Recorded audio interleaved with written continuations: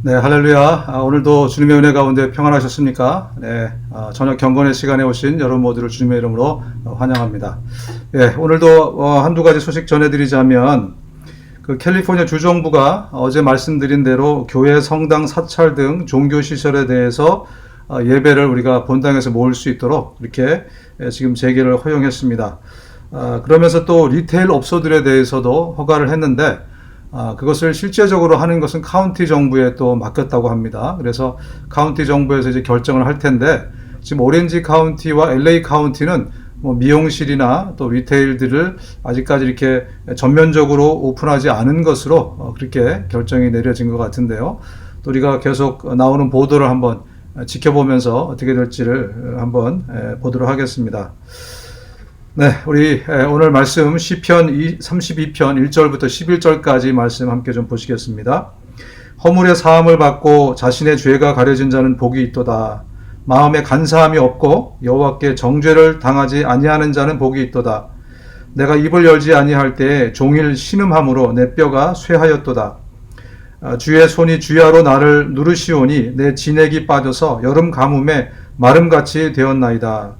내가 이르기를 내 허물을 여호와께 자복하리라 하고 주께 내 죄를 아뢰고 내 죄악을 숨기지 아니하였더니 곧 주께서 내 죄악을 사하셨나이다. 이로 말미암아 모든 경건한 자는 주를 만날 기회를 얻어서 주께 기도할지라. 진실로 홍수가 범람할지라도 그에게 미치지 못하리이다. 주는 나의 은신처이오니 환난에서 나를 보호하시고 구원의 노래로 나를 두르시리이다. 내가 네 갈 길을 가르쳐 보이고 너를 주목하여 훈계하리로다.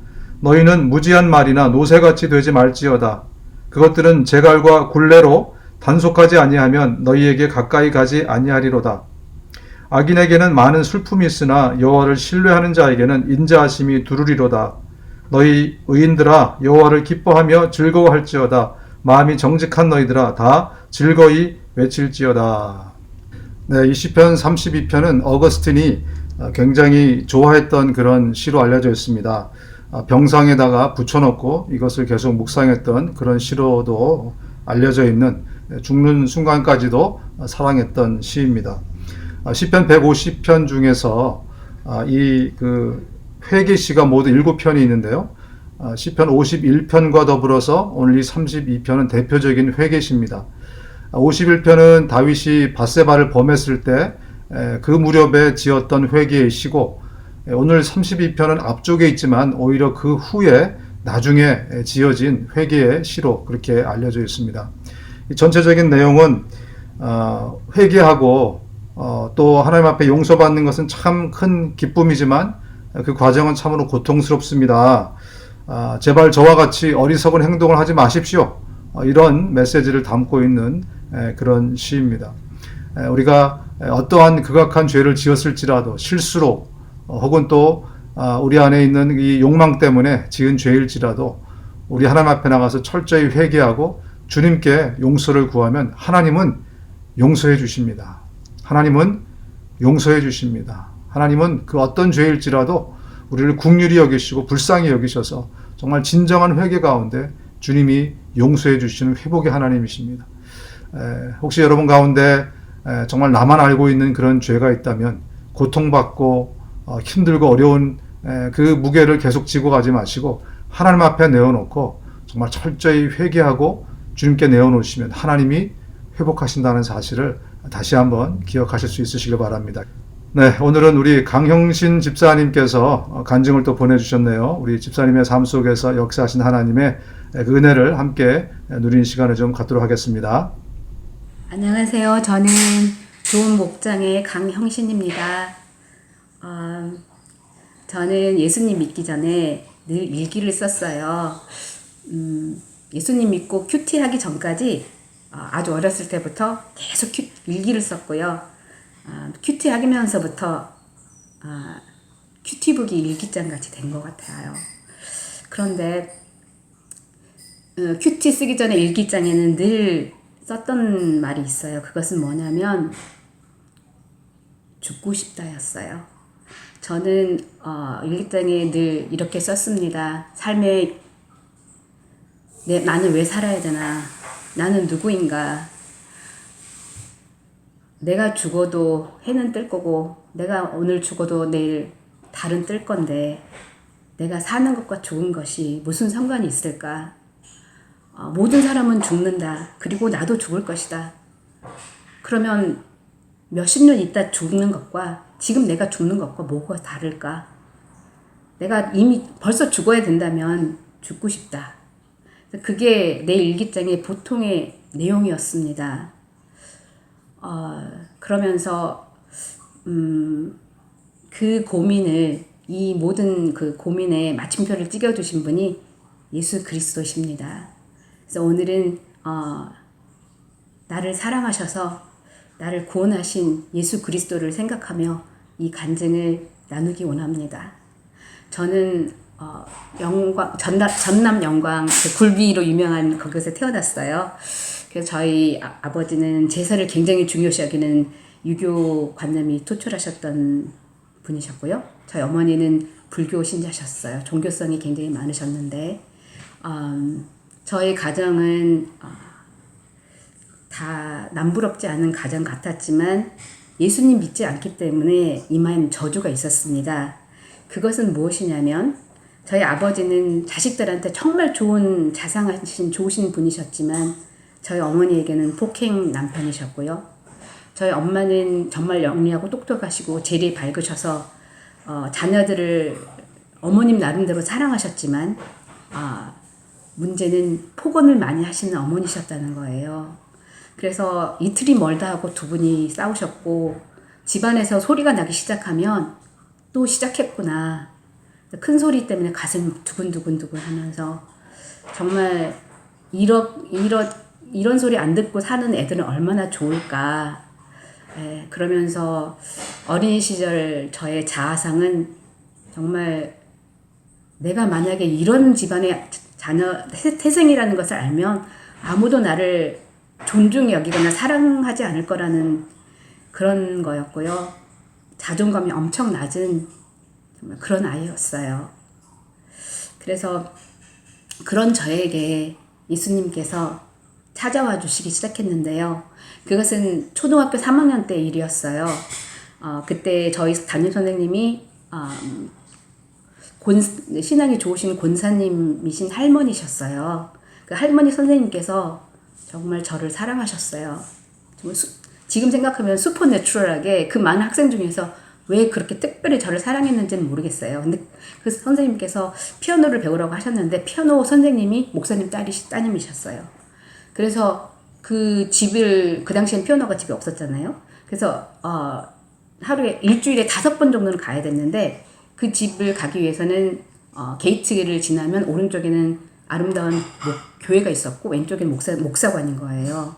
그래서 매일 교회를 보면서 그 집을 갈 수가 있었어요. 그러면서 이제 선생님이 어느 날 교회도 가라. 저희 불교 신자는 저희 엄마가 안 된다. 너는 너무 착해서 교회 가면 바보 된다. 근데 저희 엄마가 똑똑하시잖아요. 너는 선생님이 미워할지 모르니까 4학년 때까지만 다녀라. 4학년 되기 전까지만 다녀라. 그래서 제가 교회를 다니게 됐습니다. 그래서 그 교회 가서 제일 좋았던 것은 어린이 성가대였어요. 어린이 성가대에서 그 크리스마스 준비하느라고 캐롤송을 계속 준비했는데 그때가 정말 가장 행복했던 것 같아요. 그런데 저희 어머니께서 크리스마스 날 나가야 되는데 그때부터 교회는 그만.